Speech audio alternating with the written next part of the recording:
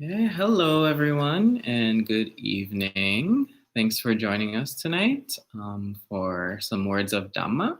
We'll begin by chanting the Ratana Sutta, which you can follow along at the link to Sutta Central. And afterwards, Bhante Sudaso will be guiding us in meditation and then sharing some words of Dhamma.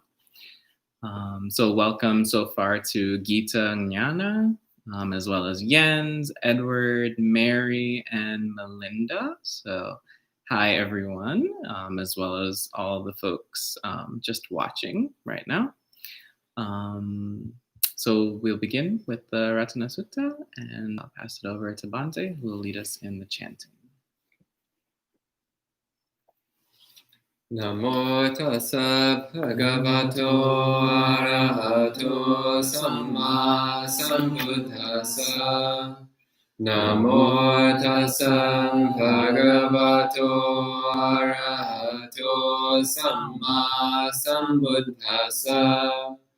Namo tassa bhagavato arahato samma sambuddhassa. Yani bhutani samagatani bummani vayani vahantaleke sabeva bhuta sumana bhavantu atopi sakacha sunantu basitam tasmahi bhutani sameta sabe metam karotamanusya pajaya Devacharato chaharanti eva ling tasmahine rakata apamata yang kinchivitang idavahurang vasage suvayang ratanang panitang Nano samangati tathagatena idampi buddhe ratanang panitang Etena sachena suvati hotu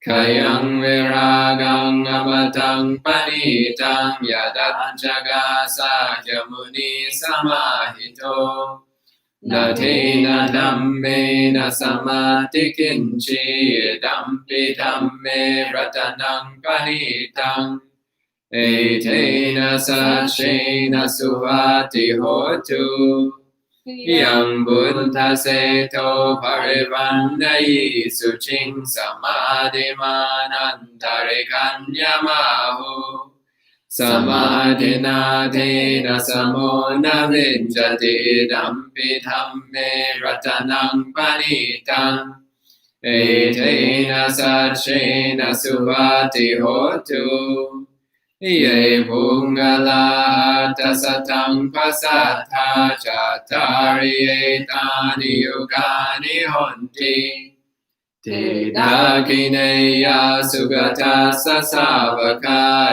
te sudinnani mahapalani Idampi sanghe ratanang panitang etena sachena suvati hotu Yesu payota manasa dalhena nekameno gotamasa sanamhi Te patipata amatang vigaiha ladha mutanim putim punjamana Idampi sanghe ratanang panitang etena sachena suvati hotu Yatinna kilo pataving sito siya chatu vivate via sampakampiyo Tatu pamang samurisang vadami yo ariya sachani aveksha pasati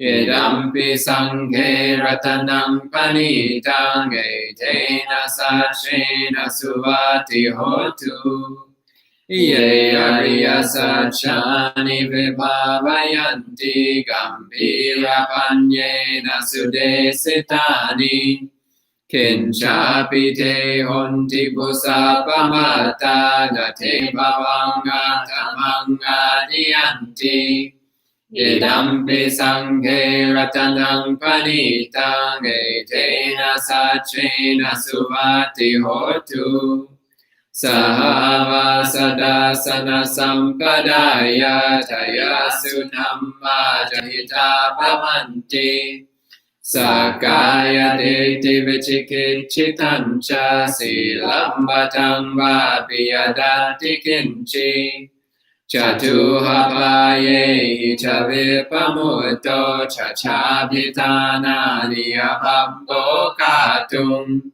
Idampi sanghe ratanang panitang etena sachena suvati hotu Kinchapi sokham mankaroti papakam kayena vacha udacheta sava Abhambo sota sapati chadaya abhambata dita sabhuta Idampi sanghe ratanang panitang etena sachena suvati hotu Vanapagumme yatha pusita gegem hanamase patamasmin gemhe Tatupamam dhammavaranggane sayinim vanagamim paramangitaya Idampi buddhe ratanang panitang etena sachena suvati hotu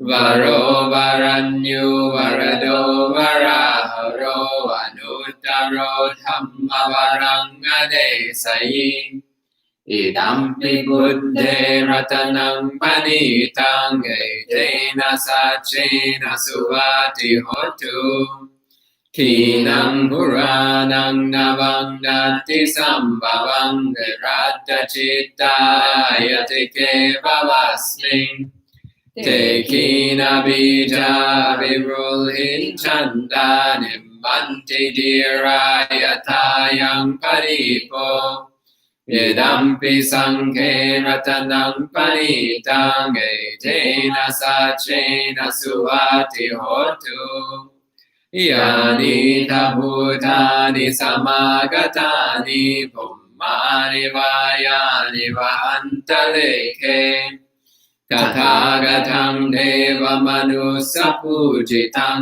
buddham namasama suvati hotu Yani bhutani samagatani pummani vayani vahantaleke Tathagatam deva manusapujitam dhammam namasama suvati hotu Yani bhutani samagatani pummani vayani vahantaleke Tathagatam deva manusapujitam sangham namasama suvati hotu Etena sacha vanjena dukkha pasamentu te Etena sacha vanjena bhayavu pasamentu te Etena sacha vanjena rogavu pasamentu te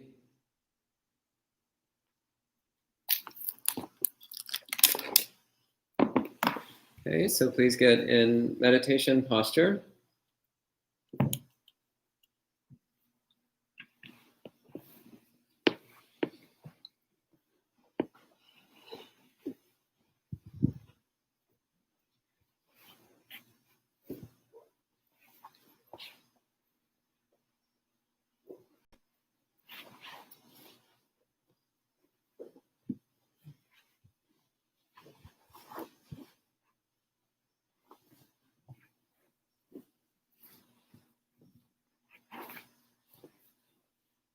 So don't bother trying to find a comfortable position because there's no such thing.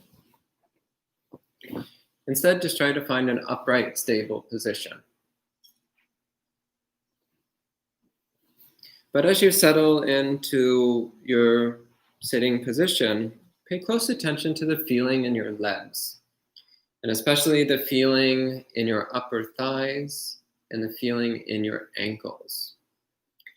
As usually, if some part of our legs or feet is going to fall asleep during the meditation, it's usually caused by some kind of pressure or uh,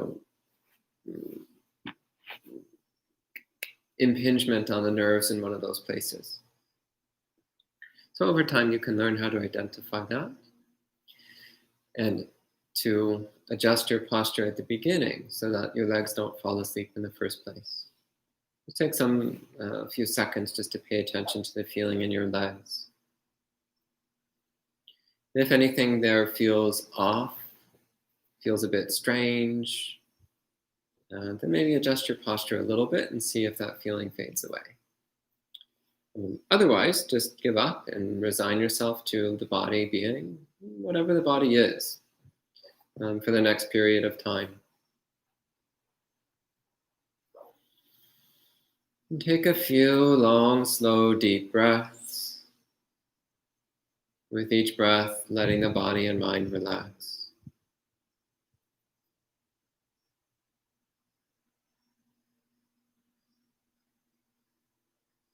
And letting a slight smile come to your lips.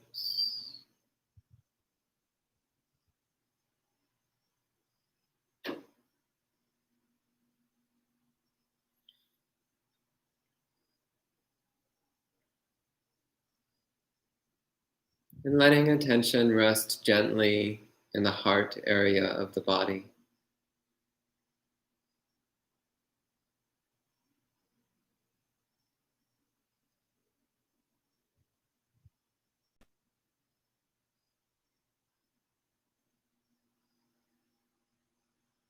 Bring to mind someone who you care about.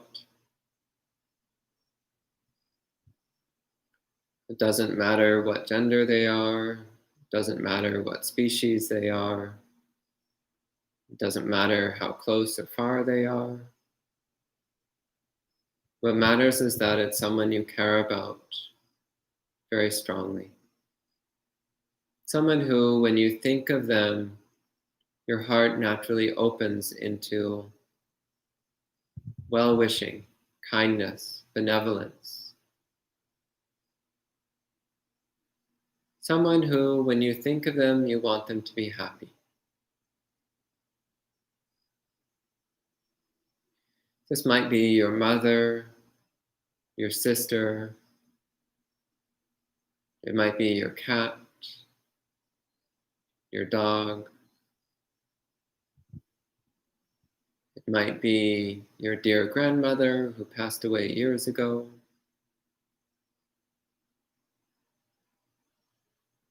It might be your spouse or your child.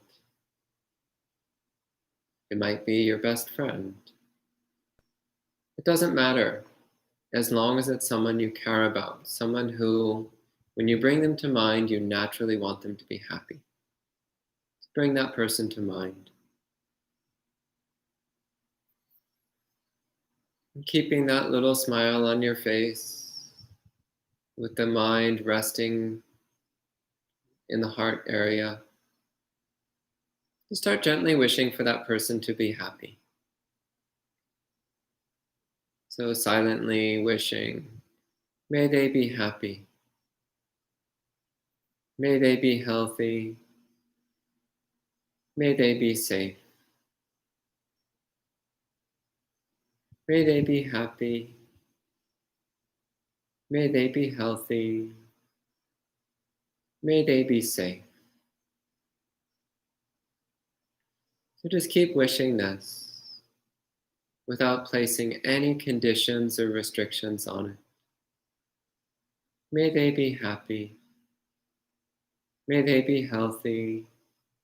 May they be safe.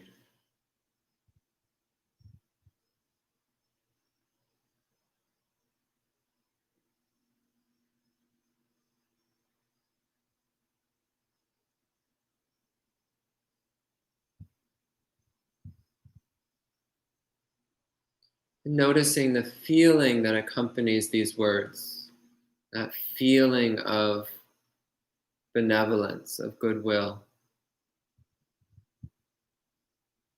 And keep strengthening that feeling, building up that feeling of loving kindness. May they be happy. May they be healthy. May they be safe.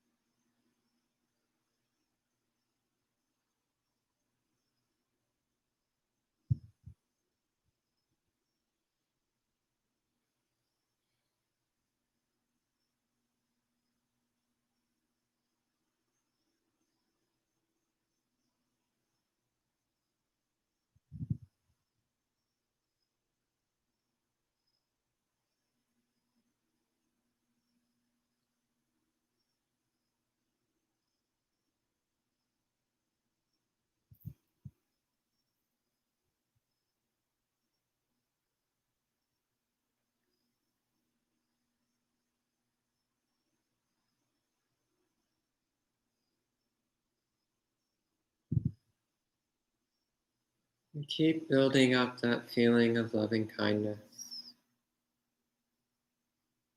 And let it expand to all of your dear friends and beloved relatives.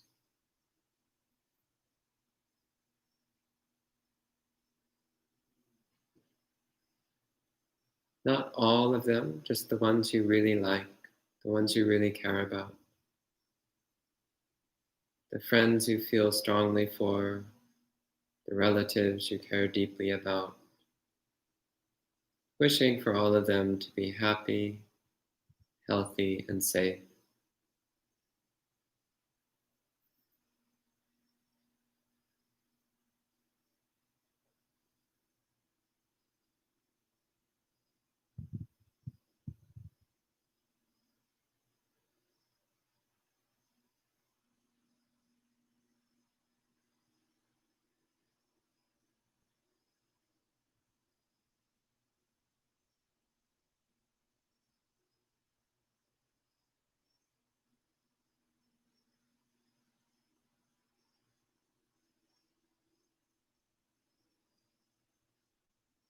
Without judgment, without expectation, without qualification, just pure, open hearted goodwill.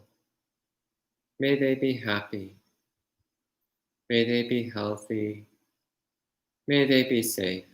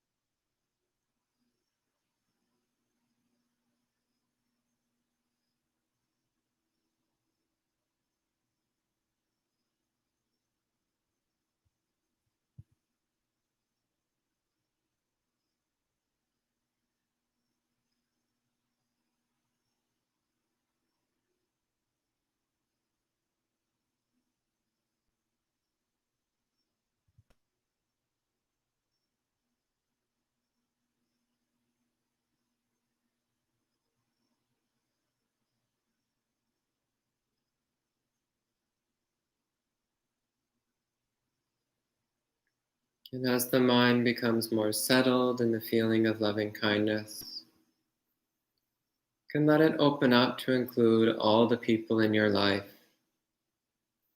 without any discrimination or distinction between them, wishing equally for all the people in your life. May they be happy. May they be healthy. May they be safe.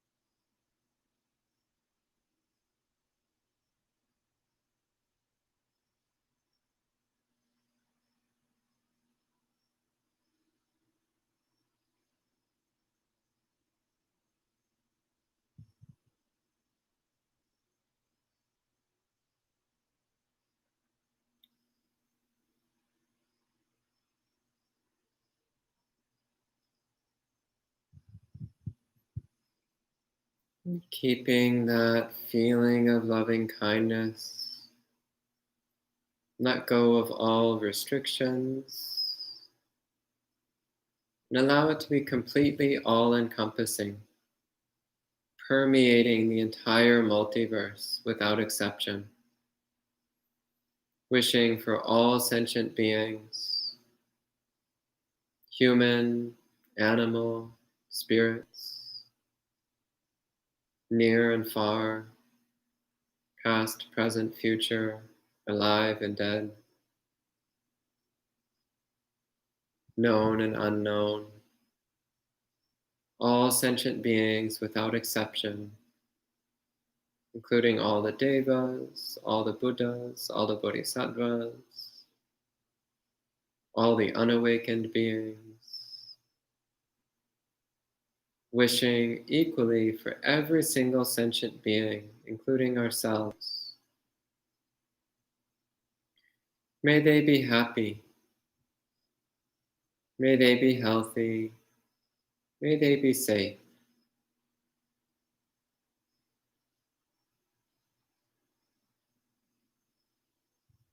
So opening up into a completely inclusive loving kindness.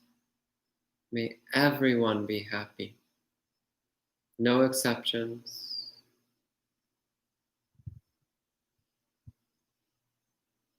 No adjustments. May everyone be happy.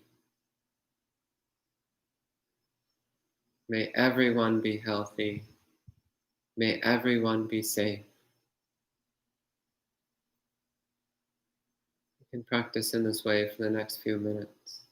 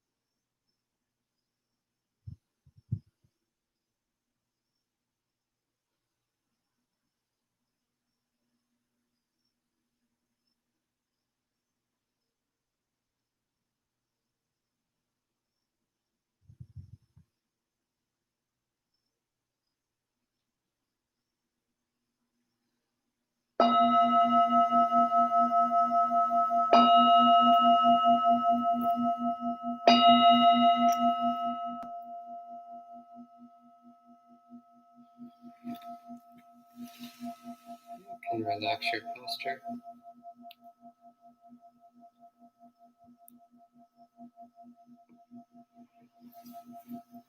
So thank you, Bante, for joining us, for guiding us in meditation. And we have some more friends joining in, Sri Lanka, as well as Elaine and Lisa. Elaine says she's pumped about this Dharma talk. Thank you. So at this time, Bhante Stafso will share some words of Dhamma with us. And at any time, if you have questions, feel free to type them in the live chat and we'll address them at the end of the talk. Namo tassa bhagavato arahato samma sambuddhassa. Namo tassa bhagavato arahato samma sambuddhassa. Namo tassa bhagavato arahato samma sambuddhassa. Buddhang dhammang sanghang namassami. Good evening, friends. So this evening, the topic that I'm supposed to talk about is personality types. And some people might find this quite an exciting topic. So I remember when I was a teenager, so before I started monastic life, a very popular thing was these personality type quizzes that you could find on the internet. Apparently it's still a thing these days. But you'd go on these personality quizzes and it would ask you a bunch of questions. And at the end, it would tally all of them and come up with a score, which would then tell you what your personality type was. So you'd answer all these questions and it'd be like, your personality type is angel. And it would have like a beautiful picture of a winged angel looking all angelic. And it would say like, the angel personality type is sweet, loving, caring, etc., etc. Just an example. Of course, me being an angelic personality type, that's what immediately came to mind. For those who don't know me, that's a joke. So then there were tons of these, of course. And apparently this fad has continued and there's still tons of them that can be found on the internet. When I first went to live in monasteries, I was initially living at a Zen monastery in California. And while I was there was a lot of interest in the Myers-Briggs personality test. So this one is not like the goofy fun ones about like, what kind of elf are you? The Myers-Briggs is pretends to be a scientific psychology-based thing where it classifies you in terms of 4 dyads, 4 sets of pairs, then coming up with 16 distinct personality types based upon which side of these 4 pairs you fall on. And it's been years and years and years, so I don't remember the details of the Myers-Briggs. Another one that was popular was the Enneagram, which has 9 distinct personality types, which again, for some reason, people were really interested in finding out which of the 16 or which of the 9 they were. And so when I discovered that Buddhism also has personality types, I was like, oh, how exciting, how fun. Maybe we can find out what personality types we are. Of course, I naturally assume I'm going to be the angel type, or I'll be the forest elf type, or fill in the blank. The old soul type, like we always think it's going to be something happy and fun and interesting. So in Buddhism, there's 3 personality types: the greed type, the hate type, and the delusion type. They all suck. They're all bad. None of them are good, desirable things. Nobody wakes up in the morning and says, I want to be a hate type. I want my mind to be dominated by aversion, hostility, dislike, and resentment. That's my aspiration. And if somebody does have that aspiration, that's a problem. Or nobody wakes up in the morning and says, you know, I think I want dissatisfaction. I think I want my mind to be constantly filled with craving for things I don't have and attachment to things that I can't hold on to. That's the kind of mind I want. Nobody actually sets this as a goal for their life. And similarly, nobody wakes up in the morning and thinks, I want to be completely delusional, confused, and mixed up all the time. Again, not normally the sort of thing that we aim at. But that's because in Buddhism, we want to find out what's wrong so that we can do something about it. We want to find out what's obstructing us from manifesting infinite wisdom and compassion so that we can clear away those obstructions. So that starts with a clear, honest recognition of what our conditions are, what our obstructions are, what our problems are. A clear, honest self-reflection. So stopping and really asking ourselves, why am I not enlightened yet? Why am I not enlightened yet? What are the main defilements that I have? What are my main obstacles and hindrances? What are my main stumbling blocks, my difficulties on the path to awakening? What's causing me difficulties and problems? What habits and tendencies do I have that are making it difficult for me to manifest infinite wisdom and compassion? Stopping and reflecting on that. And the 3 personality types are, it's a very simplistic way of starting to evaluate the main patterns of mind, the main tendencies of mind. So of course, any enlightened being actually has some degree of desire, aversion, and delusion, some degree of greed, hatred, and confusion. We all have these to one extent or another, or else we would be enlightened. The question is, what is the strongest? What is the most dominant? So one way to relate to this is, when you walk into a room, what's the first thing you fixate on? Do you fixate on something you like and want? Or do you fixate on something you dislike? Something that irritates you? Or are you spaced out and confused and you're not really sure what's going on or what you want or why you're in the room to begin with or whether you should even be in the room? Or maybe you're lost in thought or in daydreaming or speculation. What's going on? And reflecting over your own patterns over the course of the past few days, weeks, months, years. Have you generally tended to fixate on what you want, on what you enjoy, on what pleases you, on what's likable? Or have you generally tended to fixate on what you hate, what you dislike, what annoys you and irritates you, what you wish was different? Or once again, are you prone towards spaciness, daydreaming, confusion? Are your ideas and views often later revealed to be contrary to reality? What's your actual experience? So starting to get some sense for the overall tendencies of mind.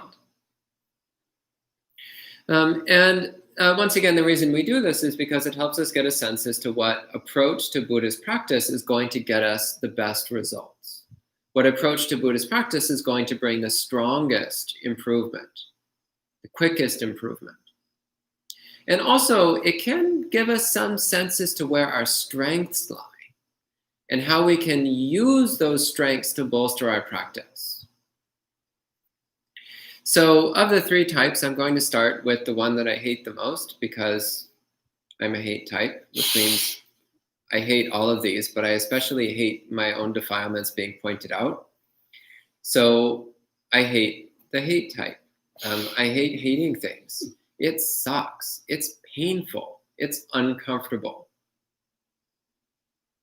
This is kind of the mind-blowing thing about the hate type. We actually hate being hate types.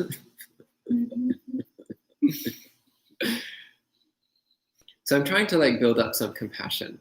And those of you who are not hate types, please have compassion for those of us who are, because it actually sucks continuously. It's continuously unpleasant. It's continuously uncomfortable. So the hate type, what does the hate type tend to do? They tend to fixate on what they dislike in its most basic formulation. So a hate type walks into a meal and they go, corn, terrible. There's no salt on the table. What's wrong with these people? Whereas a greed type would probably walk in and be like, oh, wow, look at those potatoes, fabulous. Oh, this is going to be delicious. And the delusion type is like, it's lunchtime. Are you sure? So the hate type is constantly fixating on what they dislike, what they hate about reality. So the main ways of counteracting this depends on what you hate. Actually, if you hate other people, then it's important to cultivate a mind of loving kindness. So there's a reason why we started the night tonight with loving kindness meditation. It's because realistically, I should be doing it every day. And in the past, I've had periods of time where I actually had a vow, a determination to do loving kindness meditation every day. And that's because it helps tremendously. It makes the tendency of aversion towards people significantly lower, significantly easier to handle. So cultivating a mind of loving kindness is a mind of unconditional goodwill, just wanting others to be happy. So when the mind has that unconditional goodwill, then it cannot also want others to be unhappy. It cannot be aversive towards others. So a mind of loving kindness is also a mind of acceptance and tolerance. So once again, this is a state of mind in which aversion towards other people cannot arise. It just can't appear in the mind when the mind is flooded with loving kindness. Another aspect of the hate type is the tendency to hate things, objects, inanimate objects, or experiences. So one thing that's really useful there is to reflect on how unpleasant and uncomfortable it is to hate things. And recognizing also that the things and experiences that we're hating are irremovable aspects of samsara. They're not going anywhere. They can't be eliminated. They're an aspect of reality. They're something which cannot be removed from reality. They're here and there's no getting around them. So at some point we need to come face to face with them and accept them as being a part of reality. So as long as we're caught up in aversion towards any part of reality, then we're fooling ourselves, actually. We're fooling ourselves into thinking it's possible to eliminate something from samsara, to permanently remove something from samsara. But the reality is that whatever we hate, we will keep facing it over and over and over again. So we might as well come to terms with it. We might as well come to terms with its existence, its reality. And recognizing that the aversion itself is uncomfortable. As I mentioned earlier, it's not fun to hate things. It's actually unpleasant. The state of mind of aversion it's like an open wound. It's not pleasant. Whereas the state of mind of equanimity is actually very pleasant. It's very peaceful. It's enjoyable. So these are some things that can be done to help with the aversion tendency of mind. Other things which are indirectly helpful are things like contemplation of the Buddha, Buddhanusati, recollection of the Buddha's qualities, recollection of the existence of Buddhas, recollection of the boundless wisdom and compassion of Buddhas. So this is something which is just impossible to hate. And when we reflect upon the wonderful qualities of the Buddha, the mind becomes joyful. And we also recognize that one of the qualities of the Buddhas is that the Buddhas do not have aversion. Buddhas are by definition free of hatred, free of irritation, free of agitation of any sort. And we want to be like that.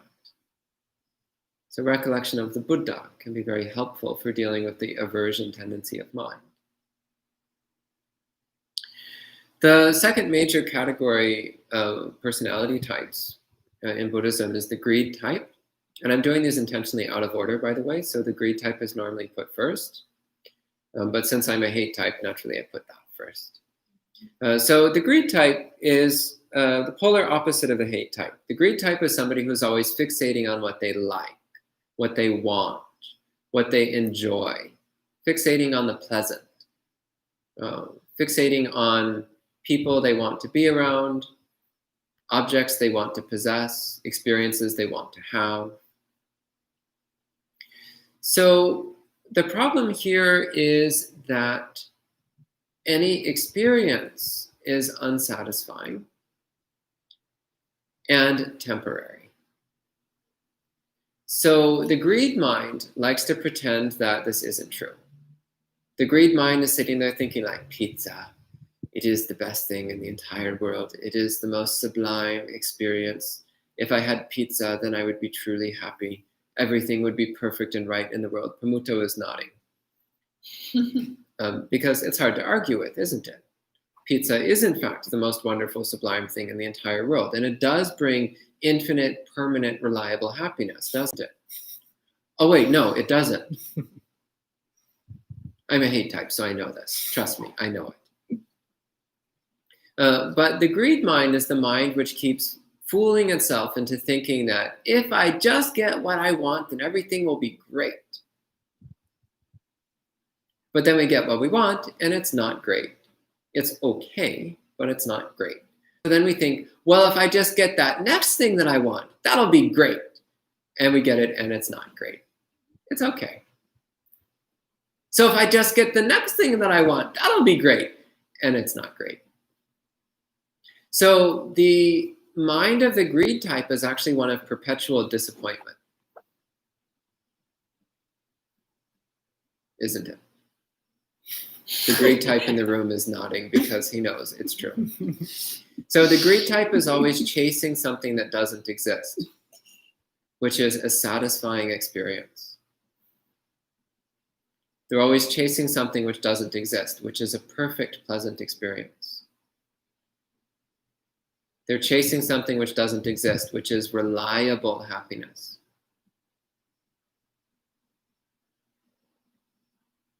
Seems kind of futile, doesn't it? It's easy for me to hate this kind of mind, by the way.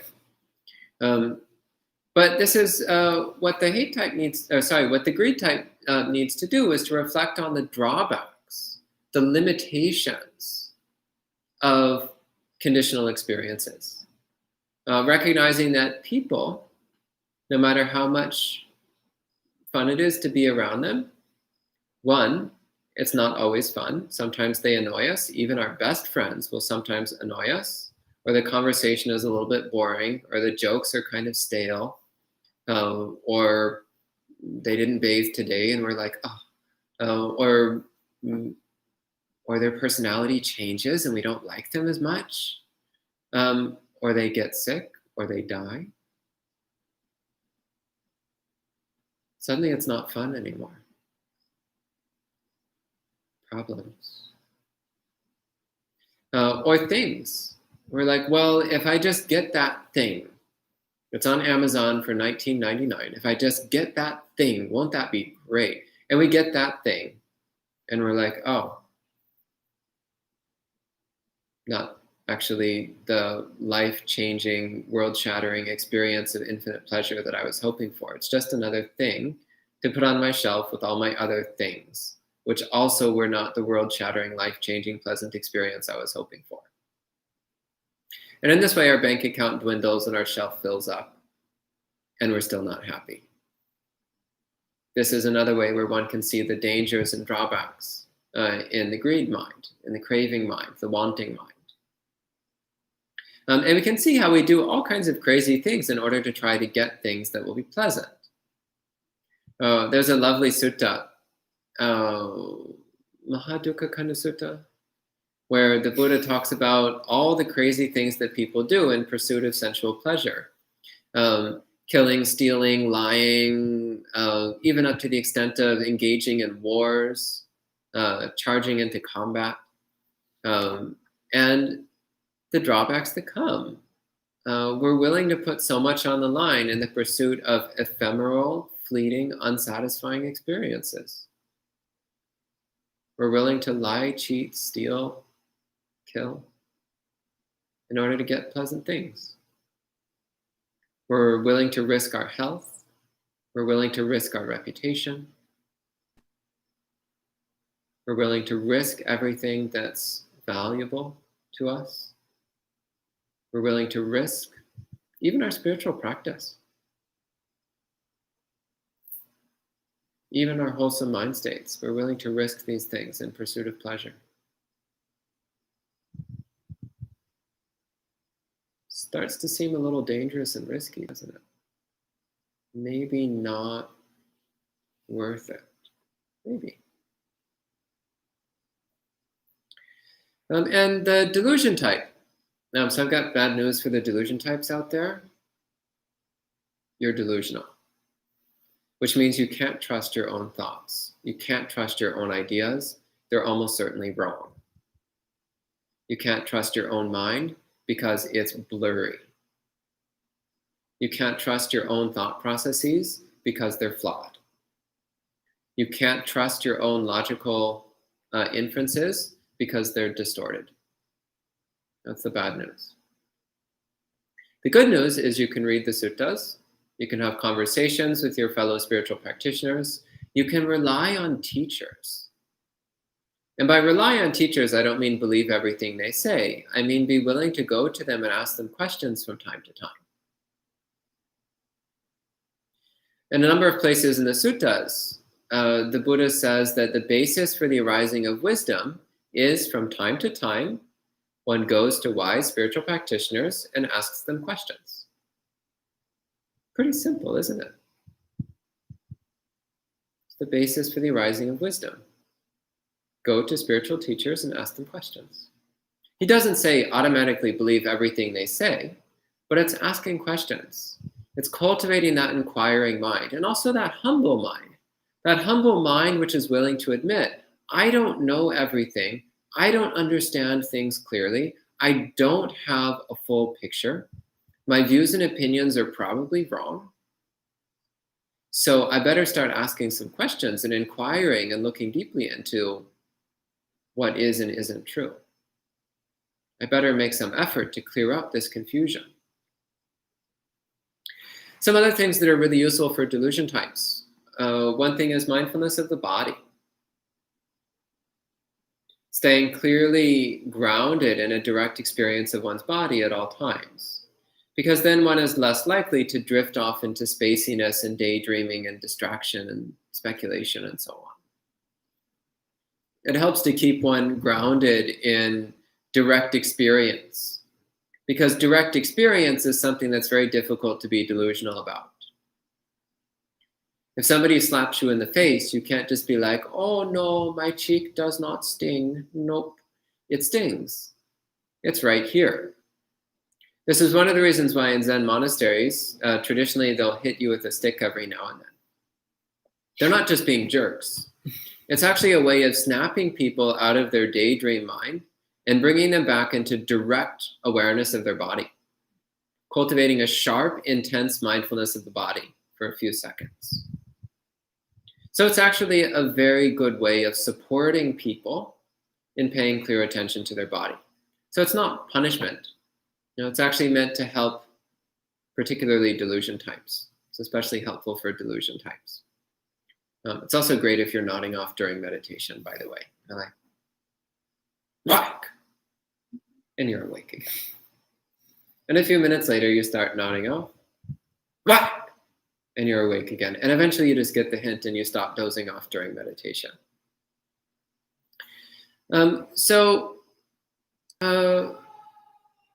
It's important to cultivate some awareness of, again, what our personality type is and what the primary ways of working against it is. But it's also useful to have some awareness of the positive aspects of each of these personality types and how we can use them to our benefit. So one of the advantages of the hate type, for example, is that disenchantment is really easy for them because we hate everything, which means that if we notice we're starting to get enamored or obsessed with something, we just remind ourselves to hate it. So we start thinking like, oh yes, pizza. If only I had pizza. It's been so long since I had pizza, the only good thing in the world. And we're like, wake up, pizza sucks, just like everything else. It's a pile of disgusting feces, just like everything else. It will be a temporary, unsatisfying, disappointing experience, and you will hate it. And it's like, oh yeah, that's right. Oops, I forgot to hate pizza too. So it's a way of snapping ourselves out of the obsession with sensuality. So it's one of the perks of being a hate type, is that it's easier to avoid the trap of obsession with sensuality. Hate types also tend to have a strong analytical mind, because we're so focused on trying to pick apart what sucks about everything that actually tends to cultivate a tendency to carefully examine experience. So trying to nurture that attitude of carefully examining our experiences, but with a serene mind, a peaceful mind, an equanimous mind, a tolerant mind, an accepting mind. So keeping that sharp analytical examination, but without the, oh, I hate this, and I hate this, and I hate this, and I hate it for this reason, and I hate it for that reason, and I hate all the details about it. Instead, we can just be like, oh, it has this quality, and all these details. So you can do that without the hating. So we can keep that sharp analytical mind without the hating side, without the aversive side. So another aspect of the aversive type, which can be of great benefit, is that we hate our own defilements. We look at our mind and we're like, oh, it's filled with all this greed, hatred, and delusion. Disgusting. I hate it. Oh, I'm still not enlightened. This sucks so much. Oh, I'm still a delusional, uneducated commoner, just like all the other disgusting, uneducated commoners that I encounter every day. Oh, hideous. So maybe I should aspire to be enlightened, so I can finally remove all these qualities about myself that I hate so much. So it can lead towards that aspiration of awakening, that aspiration to discard all the despicable defilements of mind until there's nothing left that can possibly be despised. The greed type, actually one of the great qualities of greed types is that they often find that faith is not so difficult for them, because it actually feels really good to have faith in something. It lifts the mind up. It's a very pleasant thing, like, oh, I have so much faith in the Buddha, the enlightened one, this magnificent, pure human being. Oh, so beautiful. It's a joyful, pleasant experience to have faith. To have faith in Buddha, Dhamma, and Sangha, and to reflect on how lucky and fortunate we are to have access to the Buddha, Dhamma, and Sangha. It's so joyful to reflect on this good fortune, this wonderful life that we have where we can live the Dhamma, aspire to be like the Buddha, to be part of the Sangha. So delightful to take joy in these things. And to cultivate a genuine greed for the Dhamma. It's like, I love the Dhamma, I want more of it, it's so great. A greed for the company of the Sangha. It's like, it's so wonderful to be around fellow practitioners. They're such delightful, wonderful human beings. Even when they're grumpy, they're still wonderful. Even when they're greedy, they're still wonderful.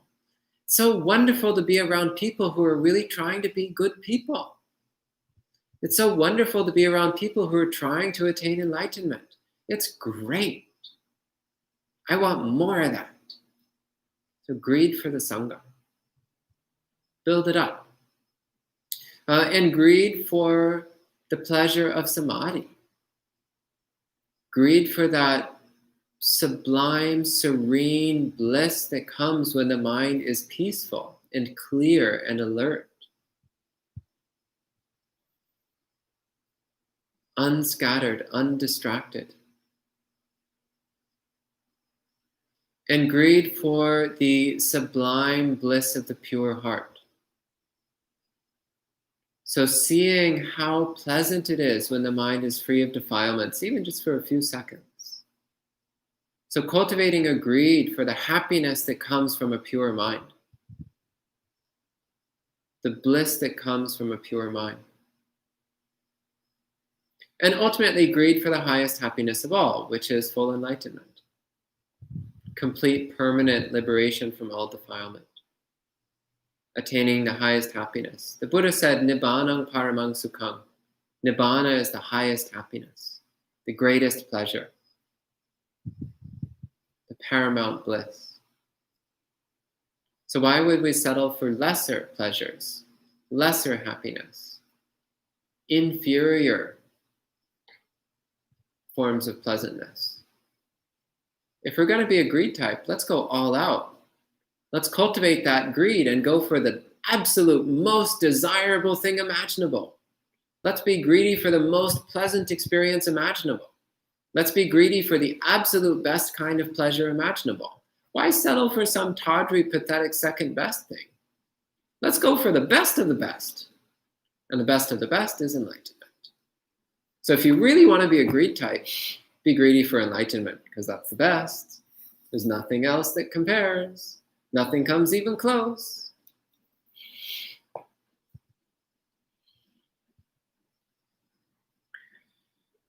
And the third personality type, so delusion types. Once again, I've got some bad news for you. You have the hardest type to work with. This is not easy. But delusion types, they do tend to have a few notable good qualities. One is that they tend to be pretty pleasant people, probably because they're too spacey and confused to be aversive. I'm just guessing here. Delusion types, actually they tend to have a tendency towards peacefulness, I've noticed, a tendency towards serenity. Maybe because they're oblivious to how horrible life is. They're oblivious to the lack of good things. So they're just like, what's the big deal? It's kind of like being stoned all the time. At least that's what I'm guessing. That's what I'm guessing a delusion type is like. It's like being stoned all the time. In fact, I've met some delusion types who actually thought they were stoners, and then I found out that they're not stoners, they're just delusion types. And I was like, oh, of course. Of course, it carries drawbacks, just like being stoned all the time carries drawbacks, like accidents, making mistakes, screwing things up, not so nice. Of course, we want to avoid screwing things up and making terrible mistakes. So an example of this, a friend of mine who's a delusion type, he was trimming the cat's claws. And trimming a cat's claws, you have to be careful not to cut them too short, or else you actually injure the cat. So a cat's claw is, it's not a fingernail, it's more like a fingertip with a fingernail coming out of it. So half of the claw is actually living flesh. So if you cut too deep, it's like cutting off the tip of someone's finger. Very painful for the cat, and they'll start bleeding and yowling. So this young man, he was trimming the cat's claws, and he was like, unicorns, rainbows. And he cuts the cat's claw too short. And what happens? The cat yowls and starts bleeding everywhere. And in that moment, it snapped him out of his delusional reverie, and he realized that in his spaciness and delusion, he had just injured his little friend. And suddenly, it wasn't a fun little game to space out and daydream anymore. Suddenly, he saw the deadly peril it brings. And he cried, and he had a horrible time for a few minutes, and then he went right back to being a spacey, delusional type. So the lesson apparently didn't sink in very well. But it was that little moment of realization that it's actually not so good to be out of touch with reality. It's actually quite problematic. So we can keep that equanimity. We can keep that serenity, that everything is okay kind of attitude. But we can introduce a sharpness and clarity of attention. So we can keep that peacefulness, that same relaxed sort of peacefulness, which is like, oh, there's nothing wrong if I just space out and daydream for a little while. Well, there's also nothing wrong if we're attent and alert either. Either way, there's nothing wrong. It's just reality appearing as it appears moment after moment. And also looking more closely, what is this mind that wants to space out, or this mind that wants to daydream? Often that's actually a subtle form of aversion. It's like, well, I don't want this experience, so I'll just blank out. Or it's a subtle form of craving. I want something more interesting, so I'll daydream. So often what looks like a delusion type is actually a manifestation of one of the other two defilements. So both of this is cured through attentiveness. Attentiveness to the present moment. This is again why mindfulness of the body is so relevant for delusion types.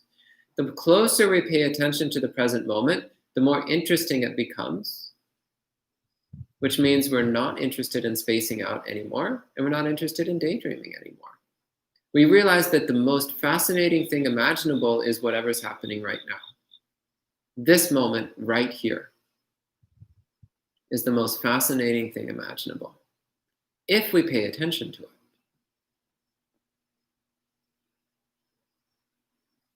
So it's said that one of the benefits of delusion types is that they're creative. And I suspect that's because they have no idea how bad their ideas are, how disconnected from reality their ideas are. But this also means that sometimes a delusion type actually will present an idea which is outside the mold and yet works, because they're not caught. They're not necessarily so caught in standard ways of thinking about things, standard ways of approaching things. So this is a great benefit. So a tendency towards peacefulness of mind, and a tendency towards creative or unusual solutions to situations. Those are some of the benefits of a delusion type. And some ways this can be turned towards awakening. Well, if you like that soporific peacefulness of spacing out, well, the greatest form of peace is awakening. The most peaceful experience imaginable is enlightenment. Except it comes with clarity, which makes it even better. There's a lovely Garfield cartoon, which I saw probably 15, 20 years ago at this point. So Garfield is this really lazy cat who likes to sleep all the time. Actually, that's basically every cat, now that I think about it. Every domestic house cat, anyway. And at one point, Garfield says, "I would enjoy sleep even more if I was awake enough to notice it." And it's like, wait a minute. Why don't you just be awake then? So there was this recognition that wakefulness makes things more pleasant. Wakefulness makes life more enjoyable. Attentiveness makes it easier to enjoy whatever we're experiencing. So if you want to enjoy the serenity of spacing out, then bring more attentiveness into it. And you'll still have the serenity, but it will be so much more enjoyable. Or if you like the greediness for daydreaming, for imagining all kinds of creative scenarios in your mind, well, with enlightenment, the entire infinite spectrum of reality comes sharply into view. Nothing is outside the reach of the awakened mind. All conditional phenomena are fully known by an awakened mind. So you don't need to daydream anymore, because you can see every single corner of the entire multiverse in one glimpse. And not just the current multiverse, but also past, present, and future. It's all right here for your examination, every single bit of it. Every daydream you've ever had is right here, in the infinite scope of reality. It's all here. So why settle for the spacey, soporific haziness of spacing out, when you can have the so much more pleasant peacefulness of an awakened mind? Why settle for one limited, hazy daydream, when you can have a clear vision of the entire infinite spectrum of reality?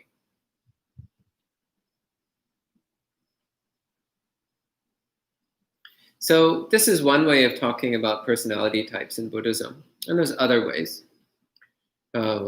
So one Tibetan teacher spoke about the 5 personality types related to the 5 principal Buddhas of Tibetan Buddhism. But I don't know anything about that, so I'm not going to talk about it. In Buddhaghosa's commentaries, he also goes into listing a number of additional personality types, but I was never interested in Buddhaghosa or his commentaries, so I'm not going to talk about that either. So instead, we're just going to keep with this basic set of 3, which is actually found in the suttas. There's some suttas where the Buddha talks about how some people are strongly inclined towards greed and not so much towards the other 2. Some are strongly inclined towards aversion and not so much towards the other 2. And some are strongly inclined towards delusion and not so much towards the other 2. So this is a very straightforward system of personality types, which I've found incredibly useful over the years. Incredibly beneficial, both for understanding my own mind and what I need to work on in my own practice, and also for getting an understanding of what others need to hear. What is of benefit to the others that we're helping along the path. So those are some words on personality types. I hope this was of benefit. If you hated this talk, you're probably a hate type, in which case you should know by now what you need to work on. If you thought this talk was funny and amusing, odds are you're a greed type, unless you thought it was funny because I kept making aversive jokes, in which case, again, aversive type. Or if you can't actually remember anything I just talked about because you were too busy spacing out and daydreaming, or if none of it made any sense to you, then odds are, once again, delusion type. So use that knowledge to your benefit. Use that knowledge as a stepping stone towards awakening, and get there as swiftly as you can, so you can come help the rest of us out of the mud. Help the rest of us make progress as well. I think I'll leave it there for the evening. Thank you. Thank you, Bhante. Sadhu, sadhu, sadhu. There's a couple comments and questions already. And for anybody else, feel free to type in any thoughts or questions that you have. So Gita Jnana says, Bhante, so hate types should develop loving kindness, greed types should see impermanence, and delusion types should learn the Dhamma and develop wisdom to experience reality. Is this correct? That's part of what I was saying. Yeah. What type do you think you are, Gita? I have a suspicion, but you probably know your mind a lot better than I do. Well, her next comment was, greed for the triple gem is awesome. I agree. You might be a greed type, but ask yourself, what type do you think you are? And then Elaine says, oh, Bhante, you poor man, because you're a hate type. Oh, yeah. But realistically, all three of the types are uncomfortable. They're all unpleasant. Mary says, I'm totally greedy. And Lawrence also says he's an aversion and anxiety type. And Yen says, I was just thinking earlier today how nice it is to be around other practitioners, have discussions of Dhamma, and I'm glad to hear the positive aspects of the greed type. Yeah. Yeah, again, there's positive aspects to all three of these types, and we can nurture that as a support on the path to awakening. And then Susan Boyle says, wait, what? When you said you forgot everything during the talk. No, but I know her. She's a hate type. Gita says, you're so funny. Oh, that's very sweet. She also says she's definitely a greed type. Bhavani asks, please excuse my ignorant question. How will the mindset of Buddhist monks and nuns, I'll just read what the question says. So how will be the mindset of Buddhist monks and nuns when they encounter lustful personalities? Within ourselves or within other people? So within ourselves, we use the tools of the Dhamma to try to overcome that. So seeing the drawbacks of lust, seeing the discomfort, seeing how it leads to us making bad choices, and instead trying to cultivate desire for the wholesome, desire for what's beneficial, an appreciation for serenity of mind, an appreciation for samadhi. So it's turning the mind towards the wholesome. And when we see it in other people's minds, well, then we ask ourselves, what can I do to help? What can I do to help this person see the drawbacks in that lustful mind state and help them to turn that greed tendency towards the Dhamma? Okay. Great. And Mark asks, can asks, can one change one's type during one lifetime? Yes. In fact, if you are practicing Buddhism well, odds are good that your type will change at some point. And the reason I say this is because, for example, if you really are sincerely a hate type, then you'll spend a lot of time working on reducing your aversive tendencies.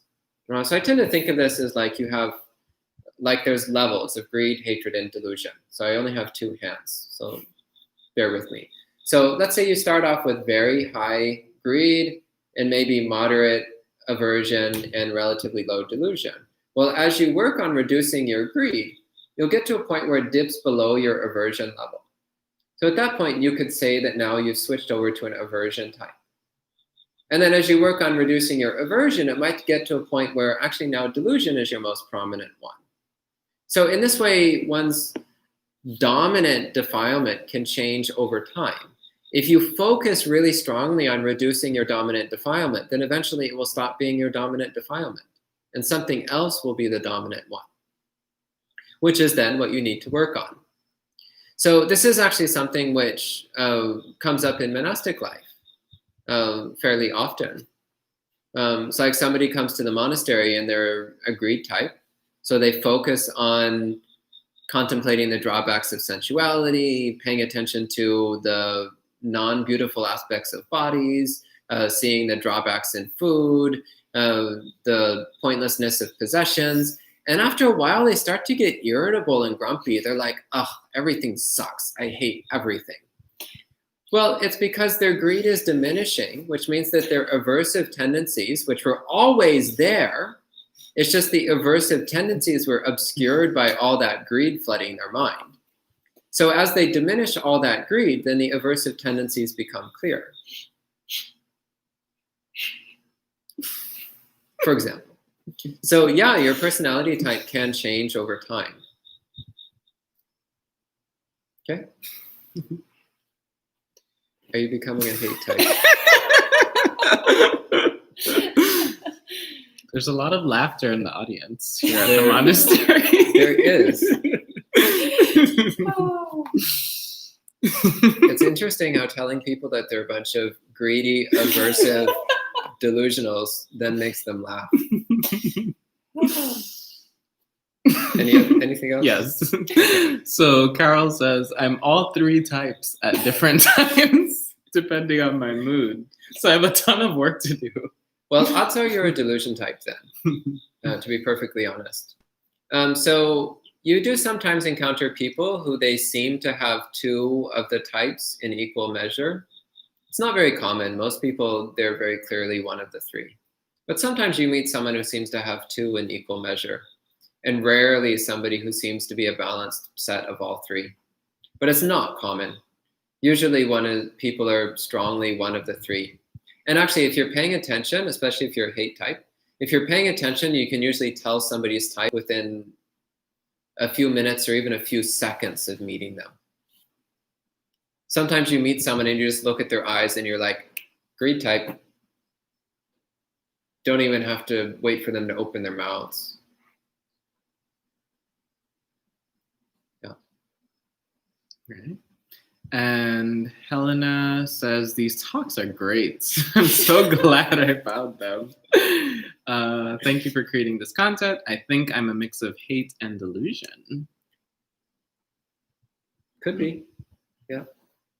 And then Suzanne says, you make monasticism seem so fun.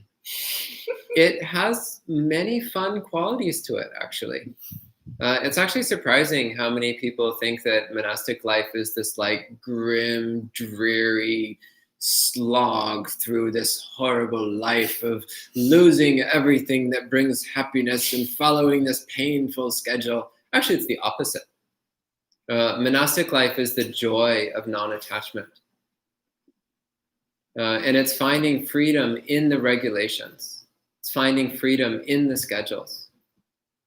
It's finding that sense of openness and spaciousness that comes when we set aside what we want to do and we just do what the schedule says. We just do what the guidelines say. and noticing how much more peaceful and joyful the mind becomes. When we surrender to the schedule and guidelines, the mind becomes happy. It's amazing how this works. And it's because when we surrender to the schedule and guidelines, then greed, hatred, and delusion have no place to operate. You can't be greedy for anything. You can't hate anything. You can't be deluded about anything. Because you're not following your preferences. You're just doing whatever the schedule and guidelines say. And so what comes up is joy.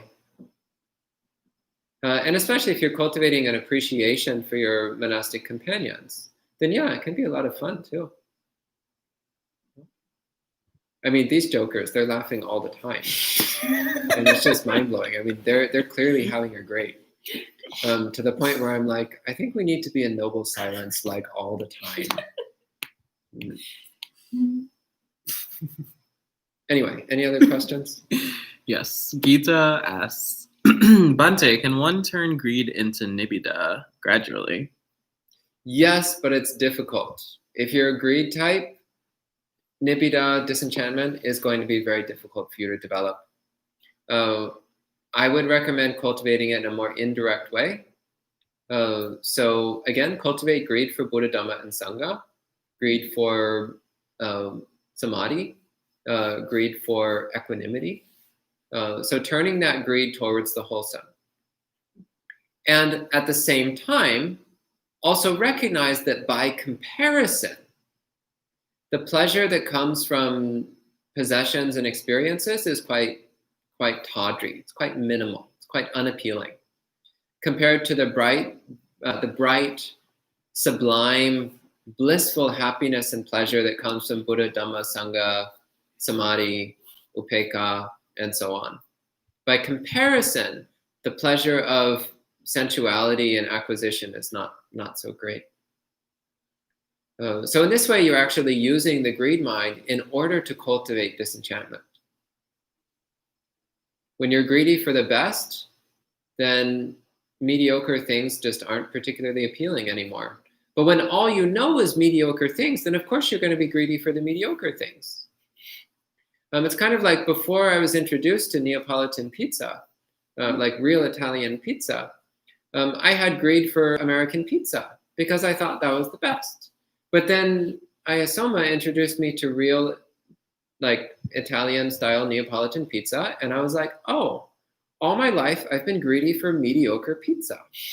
Now I know what good pizza is actually like.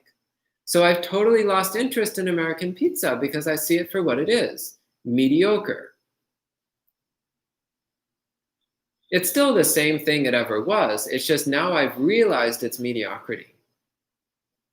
And it turns out that Buddha, Dhamma, Sangha, Samadhi, Upekkha, Panya is even better than Italian pizza.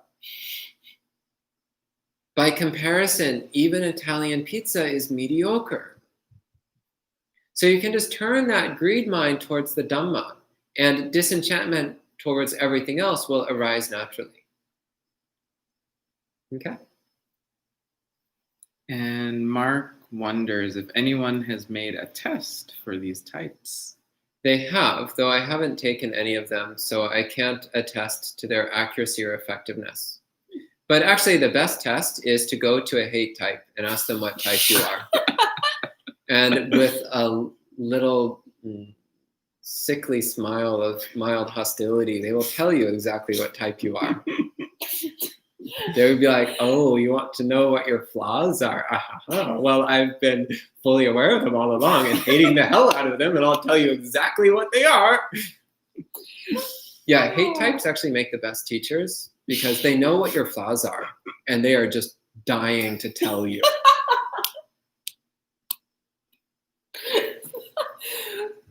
Next.